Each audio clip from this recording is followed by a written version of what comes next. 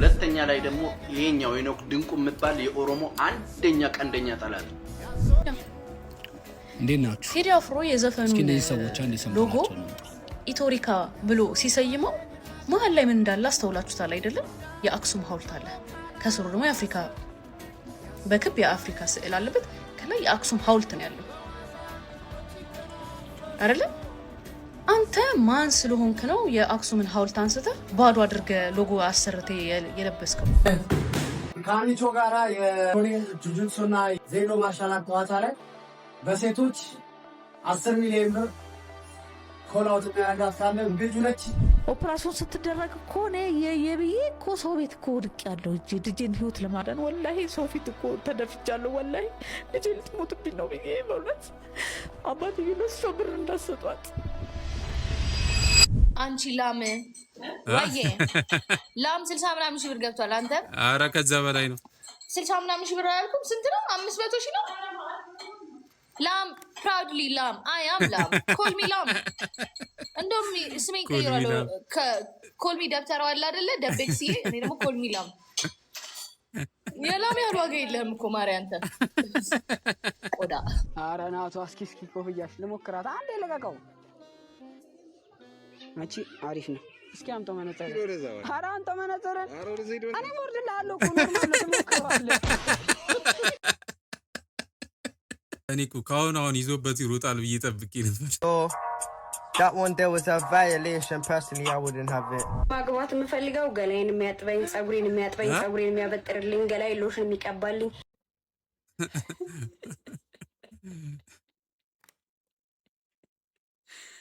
ጭራሽ በዚህ ፊት ትስራለሽ ሎሽን የነው ሎሽን እኔም ዝቅ ያለው ይቅጠርብኝ። የሲኖ ክሪክ ምትመስል ወይኔ እንጂ እኔ ራሱ ኃጢአቴ በስታለ በማይሳቅ የሳቁት ግን ያው የእነሱም ድፍረት ያስቃል እኮ። ድንግል ኖት ማዘር አይደለሁም ልጅ ካናዳዊት ነኝ። ካናዳዊ ነኝ። ተሰድጄ መጥቼ ነው ኢትዮጵያ። ትውልድ እናት ገዴ ካናዳ። ማጠብቁት ማገምቱት መልስ በጣም ትፈሪያለሽ እንዴ? ይሄ ቆጥ አትፍሪ በቃ። ምንድነው የሚያስፈራሽ? እንዴ ብትጀርሽ ያላንቺ እሱ እኮ ሄዳል። ሆነሽ አትፍሪ። አባለሽ አትፍሪ። ምን ፍቅር ዞሽ ነው። በቃ ንገሪው። ምን ያመጣል? ንገሪው በቃ። እንዴ ለምን ትሰቃያለሽ? ንገሩ በቃ። ፍቅር ዞኛል። ምንድነው የሚያደርገው? በለሽ ንገሪው እስኪ። ምንድነው በቃ እሺ። የአንዳንድ ሰው ኮንፊደንስ ግን በጣም ነው የሚገርመው። አንዳንዴ ኮንፊደንስ ሲታደል እኔ መጨረሻ ሰልፍ የሆንኩ ነው የሚመስል። አራሜክስ ላለው ጓደኛችሁ ላኩለት። ኤክሴ ምን አይነት ሰው እንደሆነች ያወቅኩት አሁን ነው።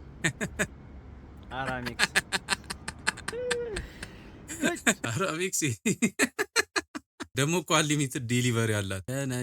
ሸነሽ እኛም ማወቅነሽ፣ ሸነሽ እኛም ማወቅነሽ። ሰይጣን የማያውቀው ሀበሻ ብቻ የሚያውቀው አባባል ባቷል። ዝም ብዬ ሳየው ያስጠላኛል። ዝም ብዬ ሳያት አትመቸኝም። ቀሪውን ኮሜንት ላይ ገና እንዳየሁት ቀልቤ አልወደደውም። ይሄን ጨምርበት። ጡት የለሽም ጡት። ታዲያ እኔ እናትህ ነኝ እንዴ? መጥባት ፈልገህ ነው? ምን እናትህ ጋር ትሄድም?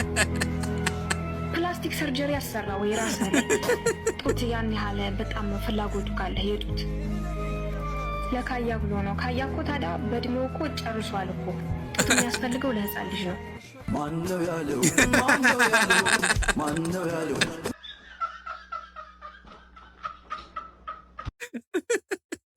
ለካያ ያስፈልገው ማን ያለው? እንዴ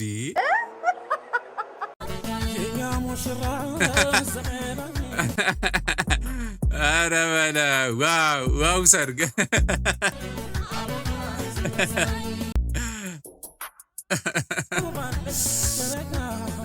ሰርግ አናዘር ሌቭል ሊሞዚ ለምን የሆነ ሰርግ ነው እንዴ?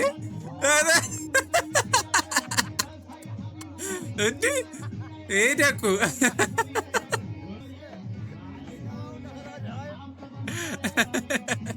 ለትንሽ ወርቆ ነበር። አረቂ መጠጣት በእኔ አልተጀመረ መራኝ እየነዳ እያንደረደረ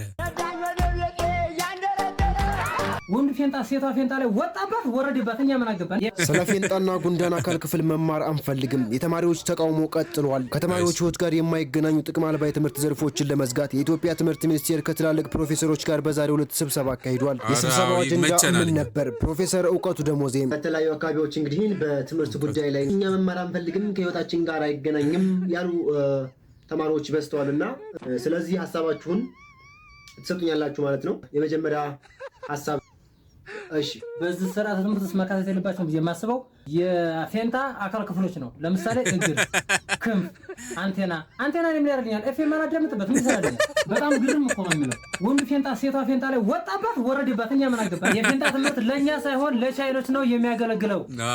ገለቶማ እኔ ዋን ተቆማኒ እሺ፣ አመሰግናለሁ።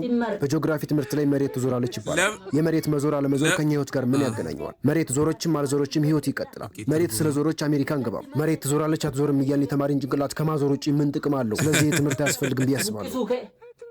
ዋና ከና ትምህርቲን ኩን በርሞን ኩን ኪታባ ከኛራ ንዋቀው የተከበሩ ፕሮፌሰር ይርጋለም መርገጨው። እሺ፣ አመሰግናለሁ። ከተማሪ ህይወት ጋር የማይገናኙ ብዬ የማስባቸው ከሂሳብ ትምህርት ውስጥ ጥምዝ አንግል፣ ጀርባ አንግል፣ ዝርጥ አንግል፣ ጀርባ ይባላል። ሶሪ። እሺ፣ አመሰግናለሁ። ቅድም ፕሮፌሰር ስለ ፌንጣ አንስተው ነበር። ሌላም ይቀራል። ስለ ጉንዳን ሆድቃ፣ ስለ ጉንዳን ቅንድብ፣ ስለ ጉንዳን መቅጠል ምን አገባን? አያስፈልግም። እሺ፣ ሀሳባችሁን ተቀብለናል። ወደ ውሳኔ እንሄዳለን ማለት ነው። የፈለገ ይምጣ አንሄድ።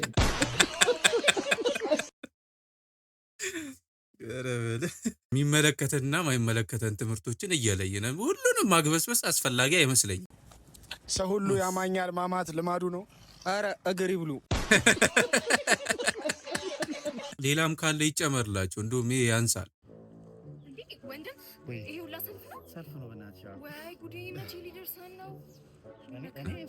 የዛሬ ዓመት አይደርስሽም። እዚህ ጅንጀና ጀመሩ።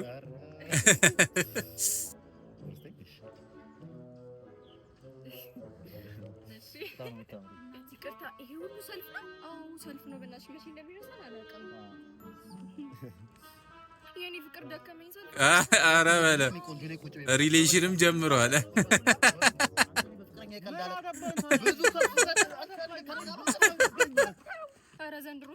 ኧረ አረገዘች።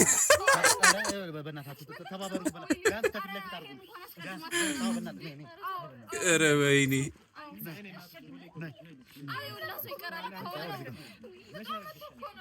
መቼ አረገሽ? ኧረ እዚህ ወለደች።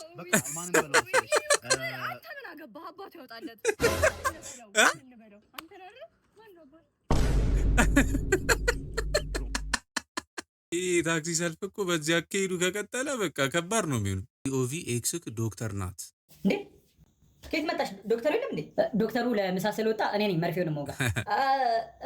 ምን ነው ደነገጥክ? 6 ወር ሙሉ እኮ ስልኬን ብሎክ አድርገህ የጠፋኸው አንተ ነህ። አይ እዚህ እንደምትሰራ አላወቅኩም ነበር። ለማንኛውም ዙርና ሱሪህን አውልቅ፣ መርፌውን ልውጋ። እሺ፣ ትንሽ ስለሚያም ጠንከር በል። ነው ስልኬን ብሎክ የምታደርገው? ክቡር ፍርድ ቤት እንዴት ኳስ ስለወደድኩኝ 25 ዓመት ይፈረድብኛል እንዴ? ኳስ እኮ የስሜት ጉዳይ ነው። ኳስ እኮ ሁላችንም ስንጮት ያደግነው ነው። እሱም አንቺም አንተም ሁላችንም ስንጮተው ያደግነው ጉዳይ ነው። ኳስ የስሜት ጉዳይ ነው። እንዴት ለሱ 25 ዓመት ይፈረድብኛል? ድሮም እዚህ ሀገር ህግ የለም። የ6 ወር ህፃን ልጅ አንጠባጥበህ እኮ ነው የለጋኸው። ግን እኮ የስሜት አትወጡት። አንተ ትንሽ እንኳን አታፍርም? ቁጭ ብለህ ስትበላ እና ራበኛ ምን ላድርግ ታዲያ? እንደ ሌሎቹ ልጆች ወጥተህ አትሰራም? ከየት አምጥቼ ነው የምሰራው? ስራ ከምሰራ ደግሞ ቁጭ ብዬ በላ ይሻለኛል እንዴ? ደግሞ ትመልስልኛለህ እንዴ? እንደውም እስከ ዛሬ ቁጭ ብላ የበላሃትን ትፋት አምጣ። ይሄ ብቻ አይደለም። አምጣ እንዴ! አምጣ። ይሄን ብቻ አይደለም። አምጣ ትፋት እንዴ! ይሄ ጠፋብኝ ካልሲ። ከዚህ በኋላ ስራ ማትሰራ ከሆነ ከዚህ ቤት እንድትወጣ ነግሬሃለሁ። ካልሲ እሺ፣ ከየት አምጥቼ ልሰራ ነው? ይሄንን አየሁ። ከሱ ጋር ጊዜ እየሰጠኝ አይደለም እኮ። እንደውም ከኔና ከሱ እንድትመርጥ ፈልጋለሁ። ኧረ እንዴ አንቺ ያምሻል እንዴ? ምን ሆነሽ ነው አንቺ? ገና አሁን እኮ ነው የተጣበዝነው እኮ ገና አሻራሽ ሳይደርቅ ወንበሩ እንኳን ጠረንሽን ሳይዘው ከኔና ከሱ ታያለሽ።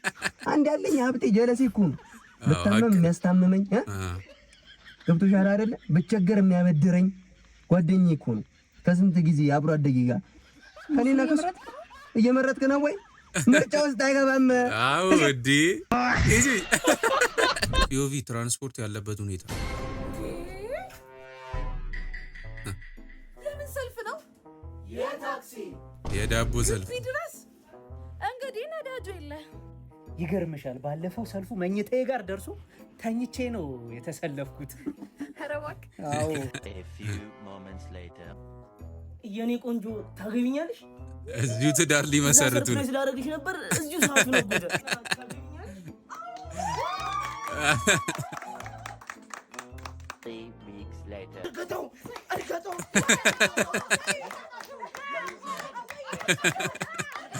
ኧረ ሰልፉ ይደረሰ።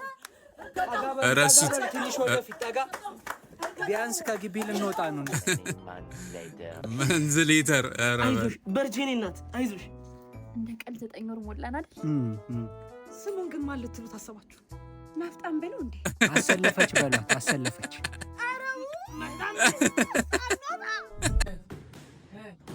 አናን ከአሚቾ ጋራ የጁጁትሱና ዜዶ ማርሻል አርት ጨዋታ ላይ በሴቶች 10 ሚሊዮን ብር ኮላውት የሚያደርጋት ካለ ግጁ ነች።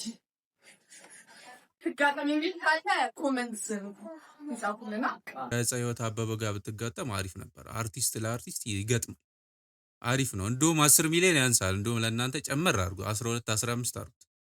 ህይወትሽን ኖረሽ የኛን ህይወት የምትበይ እናትሽ ድንጋይ ትብላ። ልጅ ስላስደነግጥ እንደዚህ ብሉ ኑሮ እኔ እናቴ ድንጋይ እንድትበላ ነው። እኔ ድንጋይ በልቼ ያሳደግኳቸው እነሱን አያስደነግጥም? ራስን አያስትም?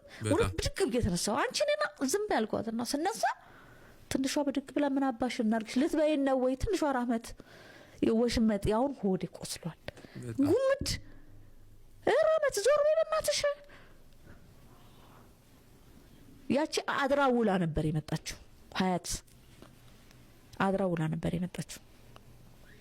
አንቺ አረሽ 5 ቀን ትመጪ የለም ብላኝ ነበር ማለት ነው። ይሄንን ደውላ ለሷ ነግራ እሷም አታጠራም ዱባይ ያለችው። እሺ አሁን ዛሬ እህትሽ አልገባችም። ለምሳሌ የት ሄደች ጠይቂያቸው እህቶችሽን ብያታለሁ። በመሀል ማለት ነው የዱባይ ረብሻ ከተነሳው እንጂ አታናግረኝም። ቤሩት 7 ዓመት ስትቆይ እኔን አታወራኝም። አስወጥተሻቸው ለብቻሽ ልትኖሪ ነው? አግብተሽ መኖር ፈልገሽ ነው ትለኛለች። እና ያው አንድ ቀን መልሱን ታገኘዋለች። በሚስቱ ብዬ ነው የምኖረው ማለት ነው። እናንተን የበደለ እንደዚህ መቼም ምን ግጣሙን አያጣም አይደል? ግን እዚህ ጋር ልጆች ይደፈራሉ ብዬ ነው እኮ እንጂ የዛሬ ስንት ዓመት እኔም የነበርኩበት የእድሜ ክልል መቼም ፈላጊ አላጣም። በሳንሳ ግን ልጆቼ ናቸው ህይወቴ ብዬ ነው የምኖረው። እና ደውዬ ይኸው እንዴት እንዳደረች ያት ስጠይቃቸው የለችም አልነገረችንም አሏት። በነጋታውም ስደውል አረጋገጥሽ አይደል? አንዳንዴ እኔም ሳልኖር ሳይሆን እነሱም ሳይኖሩ ሲቀሩ ይንገሩሽ። ዓርብ ዕለት ስማችንን እያነሳሽ እዛ ህይወታችን እናበላሽሽ፣ ህይወትሽ ይበላሻል፣ እዚህ ቤት ነፍስ ይወድቃል፣ እናትሽ አፈርት ብላ ኢማን ኦፕራሽን ስትደረግ እኮ እኔ የብዬ እኮ ሰው ቤት እኮ ወድቅ ያለው እጄ ልጄን ህይወት ለማዳን ወላሂ ሰው ፊት እኮ ተደፍቻለሁ። ወላሂ ልጄ ልትሞትብኝ ነው ብዬ በእውነት አባትዬ ለእሷ ብር እንዳሰጧት የሆነ ልጅ ልኮ ማለት ነው ይሁት በርካቱ ይርክ ደረሰኙን ወላሂ ይሄን በጣም የሚነግር ብዙ ሰው አለ። እናት በልጆቿ ምክንያት ስታለቅስ ማየት በጣም ያማል። በእውነት ሚዲያ ላይ በልጆቼ ምክንያት እንደዚህ ሆንኩ እያለች ስታለቅስ ማየት ምን ያህል የሞራል ውድቀት ውስጥ እንዳለን ማሳያ ነው። በእውነት ነው ምላችሁ። ግን ምን አይነት አላቅም ብቻ እኔ እንጃ ምን አይነት ልጆች ቢሆኑ ነው እናትየውን እንደዚህ የሚያደርጉት? ይሄ እኔ እንጃ። ባይወለዱስ ቢቀር እናትን የሚያክል ነገር እንደዚህ ክብር መንካት በጣም በጣም ከባድ ነገር። እኔ እንጃ ቀሪ ህይወታቸው ምን እንደሚመስል በቃ ይሄ ግልጽ ነው። በጣም እናትን አስከፍቶ በሰላም መኖር የለም። ስለዚህ አደራ አደራ እናት በህይወት እያለች መንከባከብ ማክበር ነው እንጂ ካለፉ በኋላ ማልቀስ ምንም አይነት ፋይዳ የለውም። እንዴት ናችሁ? ቴዲ አፍሮ የዘፈኑ ሎጎ ኢቶሪካ ብሎ ሲሰይመው መሀል ላይ ምን እንዳለ አስተውላችሁታል አይደለም? የአክሱም ሐውልት አለ። ከስሩ ደግሞ የአፍሪካ በክብ የአፍሪካ ስዕል አንዴ እንደገናኛ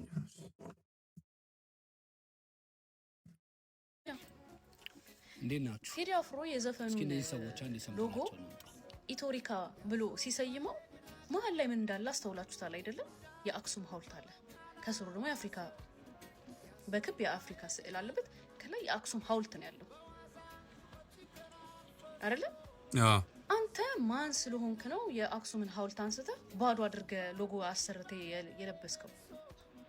ሁለተኛ ላይ ደግሞ ይሄኛው ሄኖክ ድንቁ የምትባል የኦሮሞ አንደኛ ቀንደኛ ጠላት። እኔ እንደዚህ አይነት ሰው በጣም ነው የሚደብሩኝ። እንግዲህ እንደሰማችሁት ነው። እሱንም አላቃቸው ከዚህ በፊት አይቻቸው አላቅም። ሰዎች ናቸው እነዚህን ቪዲዮዎች የላኩልኝና እስከ መቼ ነው ዝም የምትለው? ውሸት ሲደጋገም እውነት ይመስላል እና የሆነ ነገር በል መልስ ጥበት ስላሉ ነው የመጣሁት እንጂ ለሱም ይሄ መልስ አይገባቸውም። በዘርና በፖለቲካ ነገሮችን ከሱ ጋር ለማገናኘት የሄዱበት ርቀት በጣም ነው የሚያስገርመው። ኤአይ የተሰራባቸው ፎቶዎች እነዚህ ናቸው።